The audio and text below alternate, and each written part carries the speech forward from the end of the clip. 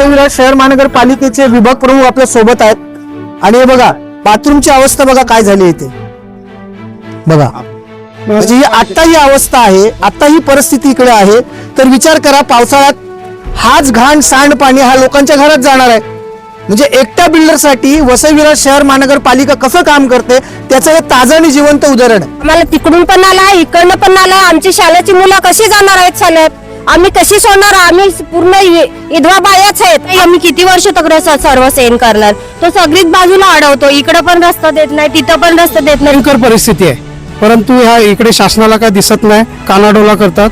Police प्रशासन पण काय शहा नावाच्या बिल्डरला सपोर्ट करतो काय समजत नाही मला. आता जे दिनेश शहाच्या नावावरती जे सातबारा झालेला आहे तो 8 एकरचा आहे, पण त्यांनी पूर्ण कंपाऊंड 11 ते 11.5 एकरवरती केलं. मग बाकीची जागा कोणाची? ही बाकीची जागा फॉरेस्टचीच होती, पण फॉरेस्टवाल्यांनी लक्ष दिलं नाही. टॉप 10 महाराष्ट्र न्यूज चॅनल मधून मी दीपक कोटेकर. या वेळेला मी उपस्थित आहे वसईच्या गावदेवीच्या मागे. हेच ते ठिकाण आहे. 1 वर्षापूर्वी आपण बातमी बनवली होती आणि आज मी तुम्हाला स्क्रीनवरती दाखवतोय की आज कशा प्रकारे या लालजी शहाने या ठिकाणची झाडं तोडलेली आहेत. माझ्यासोबत हे आदिवासी कुटुंब आहे. आता हे आदिवासी आहेत, जवळजवळ यांच्या पिढ्यानं पिढ्या या ठिकाणी ही जमीन कसत होता, परंतु आज हीच जमीन दिनेश लालजी शाह याच्या मालकीची कशी झालेली आहे याचा अर्थ आंधळा मागतो 1 डोळा आणि देव देतो 2 डोळे. प्रशासनाने अक्षरशः आपले हात तोडून दिनेश लालजी शहाला दिलेले. माझ्यासोबत मागे ही सगळी जनता आहे. ही लोक इथे राहतात, काही लोक इथे शेती देखील करतात, परंतु आज त्यांचा रस्ताच बंद केलेला आहे.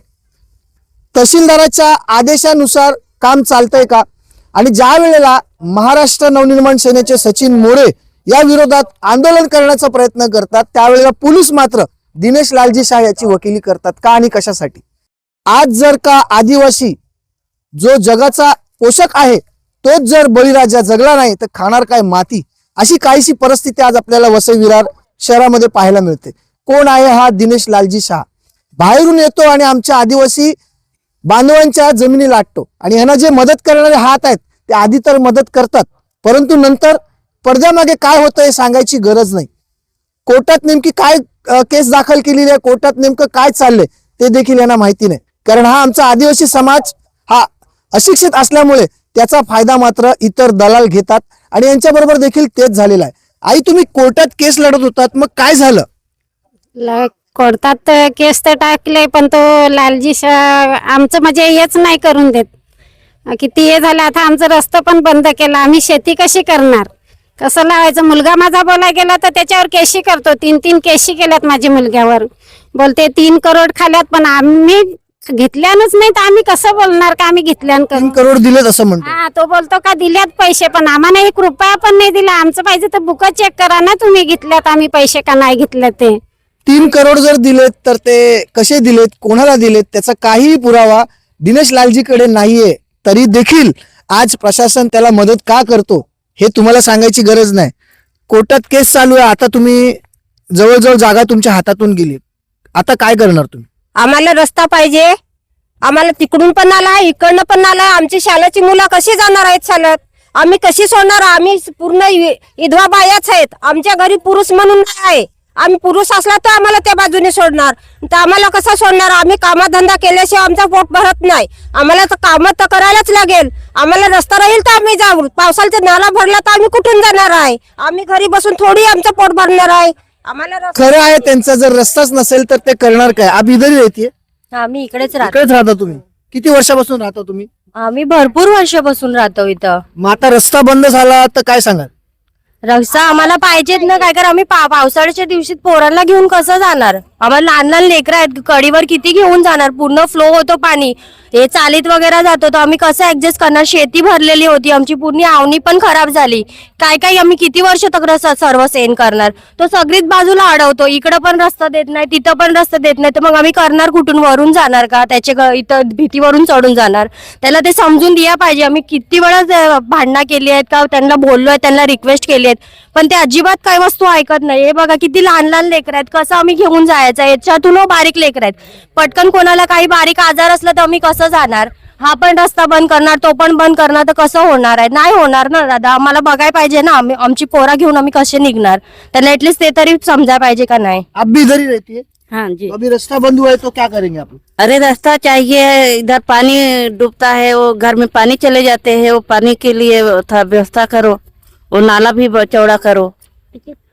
रस्ता बंद केल्याने जी दैनंदिन जीवनाची यातायात असते ती आता बंद होण्याची शक्यता नाकारता येत नाही. एखादी काही दुर्घटना घडली तर मग अँब्युलन्स कशी येणार, अग्निशमन दलाची गाडी कशी येणार, आणि तहसीलदारांना ह्या सगळ्या गोष्टी दिसत नाहीये का? या ठिकाणी जे प्रशासन काम करतंय त्या प्रशासनाला या गोष्टी दिसत नाहीये का? आपल्यासोबत यावेळेला सचिन मोरेजी आहेत. सचिनजी, नेमकी काय भूमिका आहे आता मनसेची? कारण हे काही नवीन नाही वसई विरार शहरामध्ये, परंतु इथे जी काही परिस्थिती आहे ती वेगळी आहे. काय सांगाल? या ठिकाणी आपण पाहू शकता भयंकर परिस्थिती आहे. 200-250 कुटुंब वास्तव्यात आहेत इकडे, आणि त्या कुटुंबाचा अचानक रस्ता बंद केला जातो. जो नाला नैसर्गिक नाला आहे तो नाला 30 फुटाचा नाला 12 फूट केलं जातं, आणि गेल्या वर्षी त्यामुळे भयंकर पाणी घुसलं होतं वस्तीमध्ये. लोकांच्या घरात निघू शकत नव्हती, मुलं वगैरे शाळेत जाऊ शकत नाही. म्हणजे ह्या साईडनी रस्ता आहे पण तिकडून पाण्याचा नाला आहे, तिकडून जाऊ शकत नाही. हा रस्ता बंद, भयंकर परिस्थिती आहे. परंतु ह्या इकडे शासनाला काय दिसत नाही, कानाडोला करतात.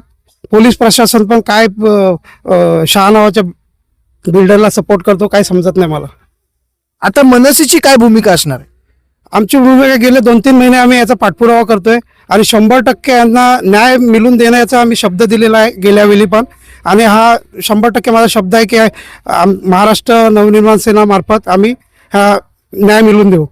आता मनसेने पुढाकार घेतलेला आहे. दादा, गेल्या वर्षी आपण या ठिकाणी बातमी बनवली होती, चांगली झाडं होती, नाला त्या ठिकाणी मोठा होता, तो नाला छोटा केलेला आहे. काय सांगाल?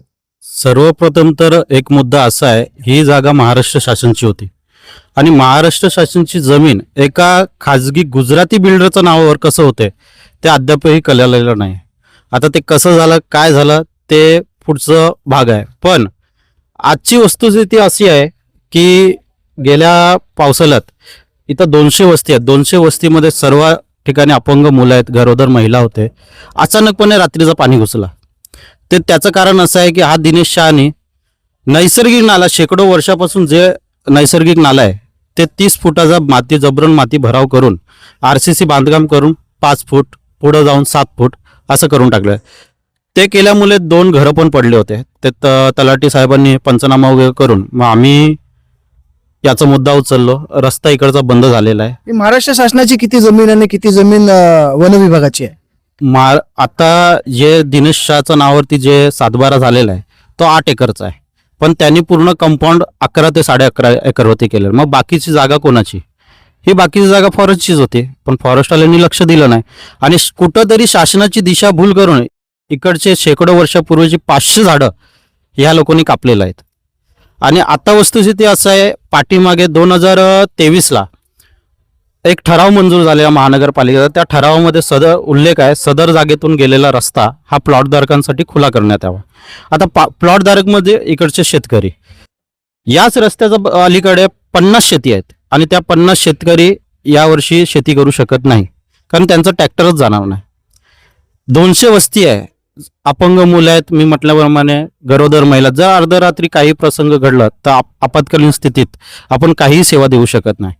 आम्ही 2 महिन्यापासून पाठपुरावा करतोय. तहसीलदार साहेबांना आम्ही अर्ज दिला, तक्रार अर्ज दिल्यानंतर तहसीलदार साहेबांनी सहायुक्तांना आदेश दिलेत की हा रस्ता ताबडतोब मोकळा करण्यात यावा. तरी आम्ही 20-25 दिवसापासून पाठपुरावा करत असताना 2दा-3दा आम्ही सहायुक्तांकडे मिटिंग केली. आज करू, उद्या करू, कारवाई करू, नक्की करू. फक्त आम्हाला खोटी आश्वासनं भेटली, अजूनही कारवाई झालेली नाही. म्हणून आम्ही आजचा मोर्चा ठेवलेलो. पण मोर्चा ठेवल्यानंतर काल त्या दिनेश शहाला महानगरपालिकेतर्फे नोटीस गेलेली आहे की रस्ता मोकळा करा. आम्हाला आश्वासन भेटले आहे की सोमवारी आम्ही तिथं पाहणी करून मंगळवारी कारवाई करू. जर मंगळवारी इथं कारवाई झाली नाही, रस्ता मोकळा झाला नाही, तर आम्ही तहसीलदार दालनासमोर आमरण उपोषणासाठी पण मागे हटणार नाही. आज शेतकऱ्यावरती आमरण उपोषण करण्याची वेळ आलेली आहे. कोण आहे हा दिनेश लालजी शाह?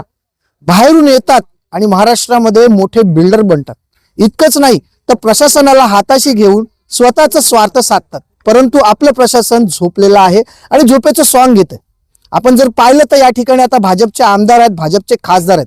त्याचबरोबर वसई विरार शहर महानगरपालिकेत बहुजन विकास आघाडीची सत्ता आहे. आता या सगळ्या आदिवासींना कोण मदत करणार? मतं मागायला तुम्ही येता, परंतु ज्या वेळेस नागरिक त्रस्त असतात त्यावेळेला मात्र इकडचे नगरसेवक, आमदार आणि खासदार हे लोकांच्या मदतीला येत नाहीत. आता महाराष्ट्र नवनिर्माण सेना आणि हे जे समाजसेवक आहेत हे एकत्रित येऊन काय भूमिका घेणार हे पाहण्यासारखं ठरेल. बोला. गेल्या वेळी मदत करायला गेलो, तलाठी साहेब पंचनामा करायला आलेले, पंच म्हणून मीच हजर होतो इथं. पण या शेतकऱ्यांचा जुना कुठला तरी एक गुन्हा होता, त्या गुन्ह्यामध्ये इतर म्हणून नाव होतं. त्या इतरमध्ये माझं नाव टाकण्यात आलं आणि त्या टायमाला मी स्पॉटवर नव्हतोच. जाऊन विचारलं तर बोलते नाही त्यांनी नाव दिलंय, त्यांनी दिलं तर आम्हाला घ्यावंच लागलं. अरे तुम्ही शहानिशा काय करता? दुसरी गोष्ट, हे एवढे मजबूत लोक आहेत की हा जो यांचा कॉन्ट्रॅक्टर जो नाला यांनी RCC बांधकाम केला, यांचा कॉन्ट्रॅक्टर हिदायतुल्ला खान म्हणून उर्फ मुन्ना हा व्यक्ती कोण? जो पेल्लारमध्ये 13 करोडचा ड्रग्समध्ये आता आतमध्ये आहे. त्या केसमध्ये पेल्लार पोलीस स्टेशन PI सस्पेंड झाले. तो यांचा कॉन्ट्रॅक्टर, म्हणजे त्याचे फायनान्सर हेच आहेत का? हा कुठेतरी आम्हाला प्रश्न निर्माण होतो. आणि हे पूर्ण दबाव तंत्र वापरून आम्हाला कुठेतरी शांत करण्याचा प्रयत्न शासनाकडून पण वेळोवेळी होत आहे आणि बिल्डरकडून पण वेळोवेळी होत आहे.